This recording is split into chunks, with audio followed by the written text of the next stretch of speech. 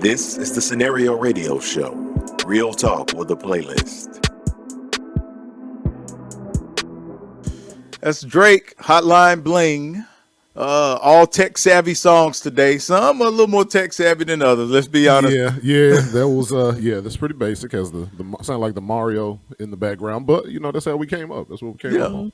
Yeah, whatever gets us there. Whatever gets us there. As always, you can find the entirety of our playlist on Spotify. All of these songs and a lot more. If you're in that tech savvy mood, this will be the playlist for you to go with.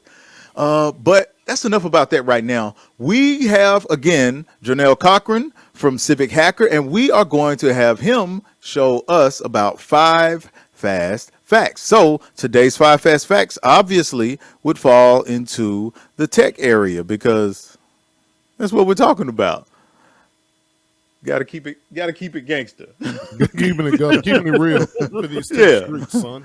Keeping it real with Jurnell Cockhren from Civic Hacker. Okay, so Jurnell, you took the time to put this together for us. What do we got?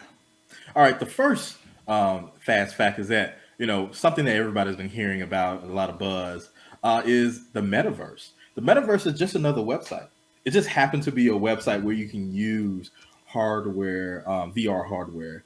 And so it's just, you're able to navigate a 3D world or a 2D world. And the only thing that's really new is the hype. It's been around. The technology itself and the web browsers and even the hardware has been around for almost a decade at this point. Wow. Oh, it's been around that long. Why am I virtual reality? Yeah. I'm tripping. Huh. Yeah. So the first use of virtual reality predates, I guess, modern web. Is basically used for flight simulations to teach pilots how to fly airplanes.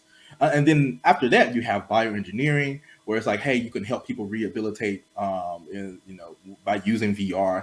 And then the recent kind of like, venture into VR and venture into the kind of 3D worlds. You've seen that with video games. So long before the VR headsets, the metaverse was essentially a sequence of games that were interconnected, where you can interact with people through this kind of VR world in kind of a sense. And then they added the hardware. We can say, hey, I can give you a full immersive experience covering your visual and your auditory system. So wow. Yeah, it's the hype is really, really new. To the point where, when, there was this big announcement from the renamed company Meta around Metaverse, most of the tech people was like, what are you talking about? This has been around for a while. This isn't new. Wow. Okay. Well, that's cool. important to know. Interesting.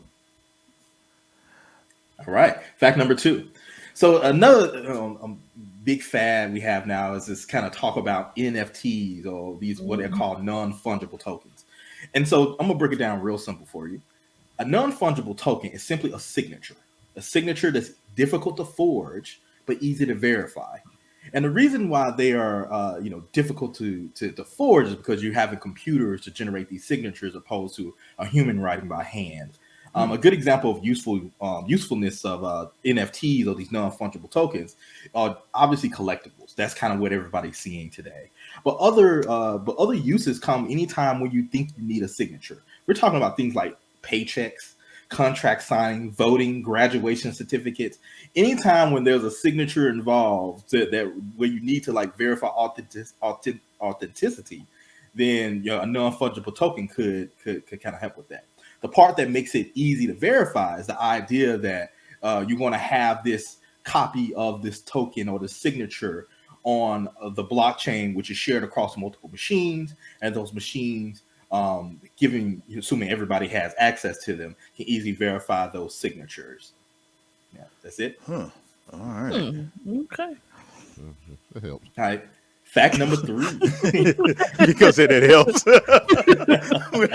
Yeah, NFT Yeah. totally just I hear about it so questions. much, and I'm like, why does the little person who sells I don't know, hairspray, like why do they have an NFT? Like I get it, but Well, I just yeah. but that helped a little bit. That helped. Yeah, it's everybody. It's the way it's being used now as a collectible. It's like the person, like you said, the person with the hairspray. It's like if you 3 randomly like created some baseball cards. I mean, that's nice. I like y'all. But I wouldn't be like, oh, it's a collectible. And they'd be like, show me. It'd be like, I got it. It's cool, Show me. Here's a picture. Like, Yeah. So it's just used as collectibles right now. So Gotcha. they think their hairspray their gift is going to be a collectible. So like, you got a thing that you could prove it came from, and people are like, I guess.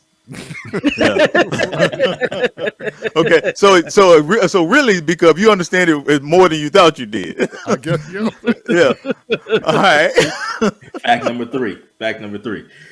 So I think everyone should learn a programming language. The impact of learning a computer language has the same impact on the human brain as learning a foreign language. Any person of any age, of any ability, can learn a programming language or a computer language. I think everyone can learn one, and that would greatly enhance our collective, like, critical thinking skills and problem solving skills. Yeah. So imagine going to school and subbing out a foreign language for a computer language. There you go. Huh, that wouldn't be a bad idea. I never thought about it like that. Really. One question the one I want to know about: which is the easiest to learn? Yeah, I was gonna ask that too. Yeah. Oh, I mean, they're roughly the same, I guess. Okay. I mean, roughly the same. But the difference is that, I guess, with computer language, you don't have to say it out loud. Like most foreign languages you learn in school, you have to have a verbal component of it. Computer languages, you don't necessarily need that. Okay. Well, I'll take that for what it's worth. I like talking, so I was hoping this was going to be one I could say out loud. Like talking. Okay. Next. So everyone is aware that, hey, there's this new craze or renewed craze around VR and the VR headsets. So the VR headsets are sitting on your face. And so what these VR hardware is doing, because there's little to no regulation on these hardware devices, they're collecting your biological data. So they're collecting things like eye movement, where they can know kind of where your eyes are going, your facial contractions, the way your muscles move, your reaction time, your heart rate, your mannerisms. All those things can be used to guess your emotional state and try to influence your buying habits. The reason why I know this is because I wrote software to help experiment on the human brain many years ago. So I know that they can totally do this because I wrote the code myself many years ago. So beware. Wow. Well, not toot your own horn, but be big. I may understand this more than you because I wrote the book on it. In fact, I know what you're thinking now. This is impossible. Oh, man. Yeah, and it's a thing. It's a tool that neuroscientists use. So what neuroscientists have been doing is trying to just understand what the human brain is and how it works. There's still a lot of mysteries, and sometimes we give people games or tasks that are that we write that's delivered by machines and computers, so that we can just know how the brain works. And so it's old techniques. So it's not new techniques. It's just put in a new place in front of everybody. New spot, yeah. Oh, wow. Cool. All right. So here's the final fast fact for today. Yes.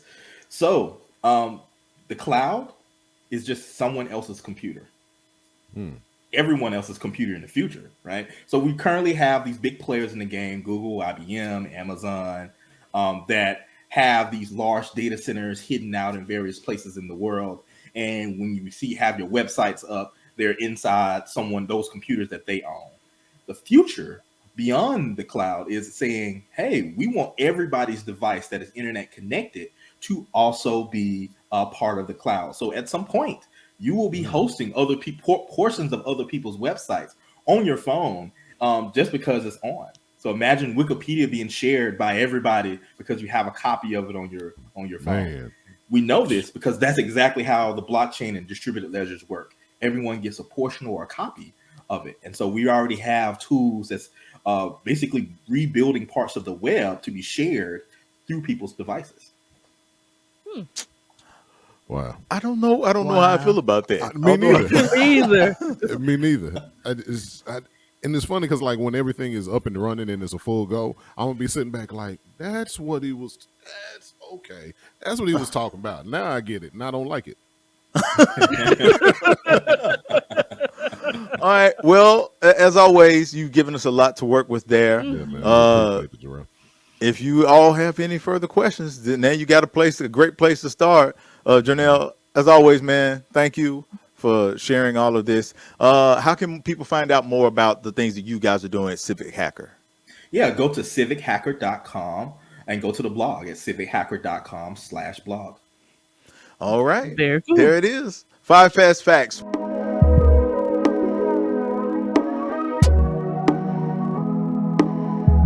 This is the Scenario Radio Show. Real talk with a playlist.